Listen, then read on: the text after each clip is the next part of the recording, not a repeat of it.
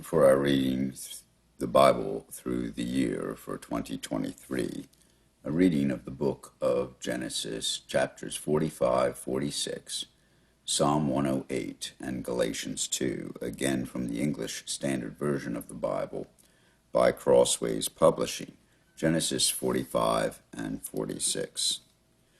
Then Joseph could not control himself before all those who stood by him. He cried, "Make every one go out from me." So no one stayed with him when Joseph made himself known to his brothers, and he wept aloud so that the Egyptians heard it, and the household of Pharaoh heard it. And Joseph said to his brothers, "I am Joseph.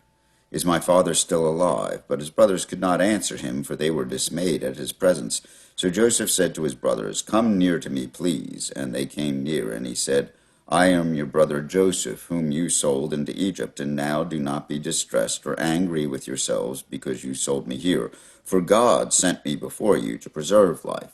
For the famine has been in the land these 2 years, and there are yet 5 years in which there will be neither plowing nor harvest.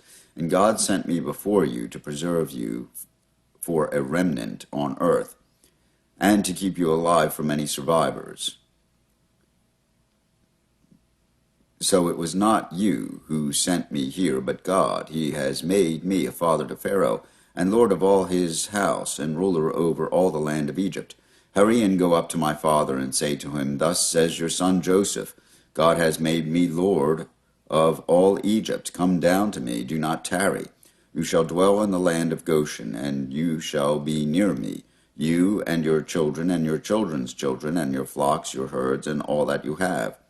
There I will provide for you, for there are yet 5 years of famine to come, so that you and your household and all that you have do not come to poverty. And now your eyes see, and the eyes of my brother Benjamin see, that it is my mouth that speaks to you. You must tell my father of all my honor in Egypt, and of all that you have seen. Hurry and bring my father down here." Then he fell upon his brother Benjamin's neck and wept, and Benjamin wept upon his neck. And he kissed all his brothers and wept upon them. After that his brothers talked with him.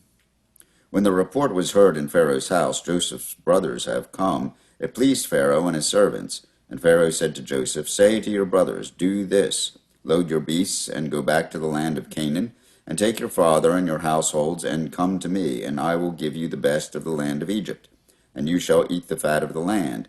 And you, Joseph, are commanded to say, do this, take wagons from the land of Egypt for your little ones and for your wives, and bring your father and come. Have no concern for your goods, for the best of all the land of Egypt is yours." The sons of Israel did so, and Joseph gave them wagons according to the command of Pharaoh, and gave them provisions for the journey. To each and all of them he gave a change of clothes, but to Benjamin he gave 300 shekels of silver and 5 changes of clothes. To his father he sent as follows: 10 donkeys loaded with the good things of Egypt, and 10 female donkeys loaded with grain, bread, and provisions for his father on the journey. Then he sent his brothers away, and as they departed he said to them, "Do not quarrel on the way."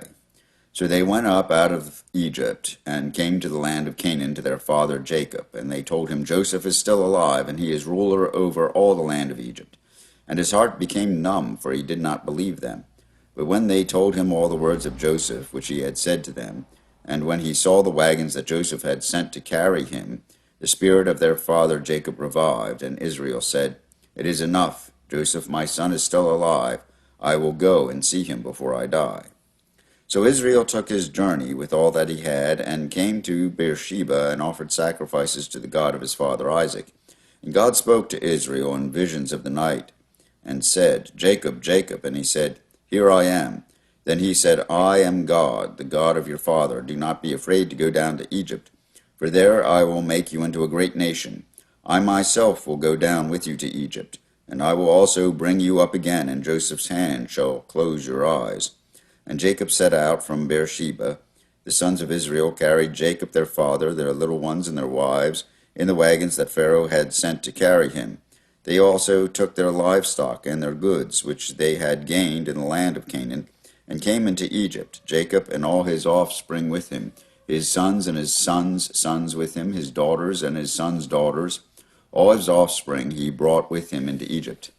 Now these are the names of the descendants of Israel who came into Egypt: Jacob and his sons, Reuben, Jacob's firstborn, and the sons of Reuben, Hanok, Palu, Hezron, and Carmi, the sons of Simeon, Jemuel, Jamin, Ohad, Jachin, Zohar, and Shaul, the son of a Canaanite woman, the sons of Levi, Gershon, Kohath, Merari, the sons of Judah, Onan, Shelah, Perez, and Zerah. But and Onan died in the land of Canaan, and the sons of Perez were Hezron and Hamul. The sons of Issachar, Tola, Puvah, Yob, and Shimron. The sons of Zebulun, Sered, Elon, and Jaleel. These are the sons of Leah, whom she bore to Jacob in Paddan Aram, together with his daughter Dinah. Altogether his sons and his daughters numbered 33. The sons of Gad, Ziphion, Haggai, Shuni, Esbon, Eri, Arodi, Areli. The sons of Asher, Imnah, Ishva, Ishvi, Beriah, with Sarah, their sister, and the sons of Beriah, Hebor, and Malchiel. These are the sons of Zilpah, whom Laban gave to Leah his daughter, and these she bore to Jacob, 16 persons. The sons of Rachel, Jacob's wife, Joseph and Benjamin. And to Joseph in the land of Egypt were born Manasseh and Ephraim, whom Asenath, the daughter of Potipherah, the priest of On, bore to him. And the sons of Benjamin, Dela, Becher, Ashbel, Gera, Naaman, Ehi, Rosh, Muppim, Huppim, and Ard. These are the sons of Rachel, who were born to Jacob, 14 persons in all. The son of Dan, Hushim. The sons of Naphtali, Jaziel, Guni, Jezer, and Shillem. These are the sons of Bilhah, whom Laban gave to Rachel his daughter, and these she bore to Jacob, 7 persons in all. All the persons belonging to Jacob who came into Egypt, who were his own descendants, not including Jacob's sons' wives, were 66 persons in all. And the sons of Joseph, who were born to him in Egypt, were 2. All the persons of the household of the house of Jacob who came into Egypt were 70.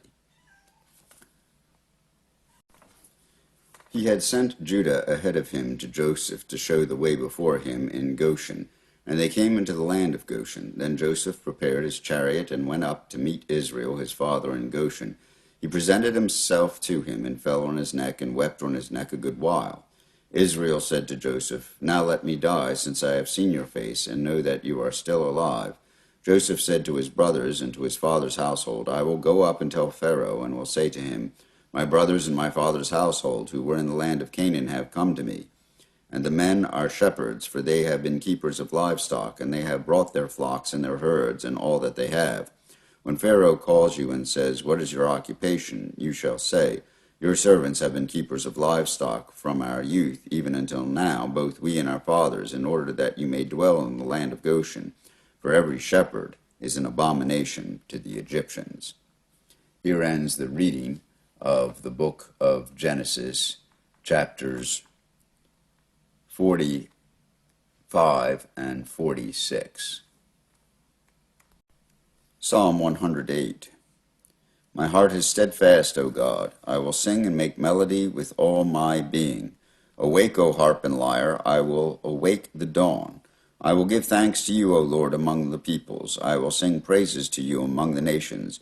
For your steadfast love is great above the heavens. Your faithfulness reaches to the clouds.